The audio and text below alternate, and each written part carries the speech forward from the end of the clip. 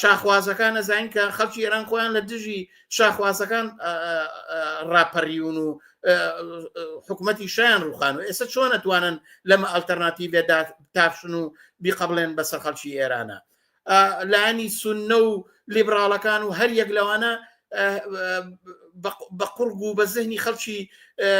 شۆڕژگێری ئێرانە ناچێت کە لە کۆمەلگایەکە سێ جار شۆڕژ تیا ڕوویاوە کە شۆڕشی ژینا ئەمینی و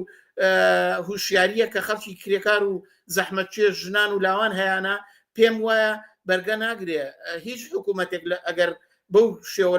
لەرزۆکەی کە نمونونەکەی لە عێراقادایان تاشی و ئێستا ئەوەی لە سووریا ئایانەدا تاشن ئەوە جێگای قبول و مەقبولیەتی خەڵکی ئێران نییە. بۆیە بە بڕای من ترامپ بە پلەی یەکەم لە ئاعترازات و ناڕەزایەتی و جوڵانەوەیکی شۆڕژێرانی خەڵکی ئێرانە ترسێ. ئەگەر بەبییرتان بێنمەوە لە سەردەمی شۆشی لە ڕاپەڕین و جۆش و خۆشی ژینا ئەمینیە هیچ وەزارەتێکی ناوخۆ هیچ سەرۆکۆمارێکی ئەمریکا و ئەوروپا نەما خۆیان بە قەزەی ژنی ئێرانە هەڵنەواسن و خۆیان بەلایەنگری خەڵکی ئێران ڕنگ نەکەن و پەردە لە خۆیانەوە نەئاڵێنن. کەوایە ئەوە معلومە کە بزوتنەوەی و شۆڕژێرانە و چینی کرێکار لە ئێران گەورەترین کۆسپی بەردەم ئەوەیە کە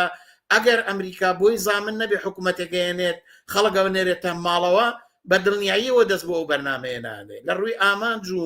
بەرنامەی دوورمەوداوە بە دڵنیاییەوە ئەوە هەدەفێکی ئەمریکا و ئیسرائیلە. بەڵام ئەوەی کەوتم قۆرتێک لە بەردەمیانایە یەکێک تەبیعەت و سروشتی کۆمەلگای ئێرانە جوڵانەوەیکی ناڕەزایەتی و خەباتێکە کە لە ئێرانە بەڕێوەیە کە من پێم وایە گەر ئەم بەڵای شەڕ و کوشتار و هەڕەشەی میلیتاریستیە کە دەستی کۆماری ئیسلامی ئێرانی بەسەر خەڵکەوە درێژ کردووە